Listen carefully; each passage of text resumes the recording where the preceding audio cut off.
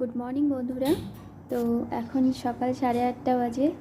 আর আমি কালকে ভিডিও দিইনি, কারণ হচ্ছে কালকে হাফ ডে অবধি পড়াশোনা করেছিলাম, তারপর বিশেষ কারণে বাইরে যেতে হয়েছিল, হাফ ডে আর পড়াশোনা হয়নি তাই। আর আজকে আমি ফার্স্টে সকালবেলা উঠে 2 ঘন্টা পড়লাম, 2 ঘন্টা স্লটে।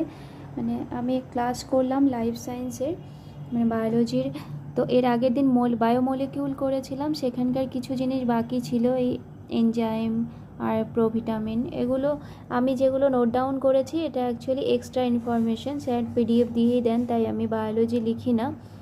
আর এর আগের দিনে চ্যাপ্টারটা স্টার্ট করে নতুন আজকে ক্লাস স্টার্ট হয়েছিল প্ল্যান্ট কিংডম। টোটাল 2 ঘন্টার ক্লাস ছিল, কিন্তু আমি আজকে পুরো ক্লাস কমপ্লিট করতে পারিনি, কারণ আমি 2 ঘন্টাই রেখেছিলাম টাইমে, যে যতটা পড়া হবে 2 ঘন্টায় পড়বো, তার বেশি পড়বো না। আর 2 ঘন্টায় আমি 1.5 ঘন্টার ক্লাস করেছি, কারণ বুঝতে হয়, কিছু জিনিস লিখতে হয়, বা মাঝে কখনো গ্যাপ পড়ে যায় 2-1 মিনিট।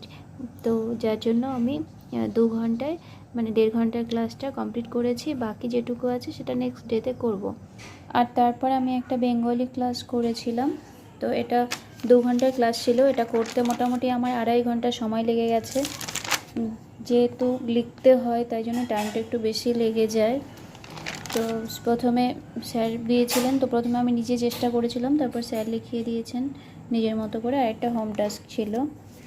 আর তারপর আজকে ম্যাথ করেছিলাম রাকেশ যাদব স্যারের ক্লাস থেকে। এর আগের দিন 5 ঘন্টা অবধি হয়েছিল, আজকে 1 ঘন্টা করেছি, 6 ঘন্টা অবধি করেছি। আর যেহেতু একটু অ্যাডভান্স টাইপের ম্যাথ ছিল, তাই জন্য প্রত্যেকটা ম্যাথ আমি রাফে আগে নিজে করেছি, তারপরে স্যারের সলিউশন দেখেছি।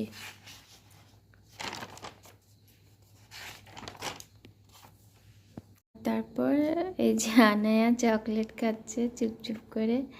আর তারপর আমি আজকে কারেন্ট অ্যাফেয়ার্স করেছিলাম, ইম্পর্টেন্ট অর্গানাইজেশনগুলোর নাম, যেটা আমি লিখিনি আজকে। আর একদিন রিভিশন করে তারপর লিখবো। মোটামুটি 1-1.5 ঘন্টা আমি কারেন্ট অ্যাফেয়ার্স পড়েছিলাম। আর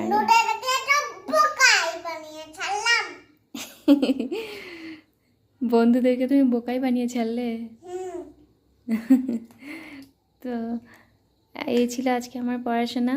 এখন আমরা ঘুমোতে যাব। আনায়া যেহেতু দিনের বেলা ঘুমিয়েছিল, তাই ওর ঘুম পাচ্ছে না, এত রাতে বসে বসে চকলেট খাচ্ছে। যাই হোক, ভালো থাকবেন সবাই। Good night. Anaya good night বলে দাও। গুড নাইট, আল্লাহ হাফেজ।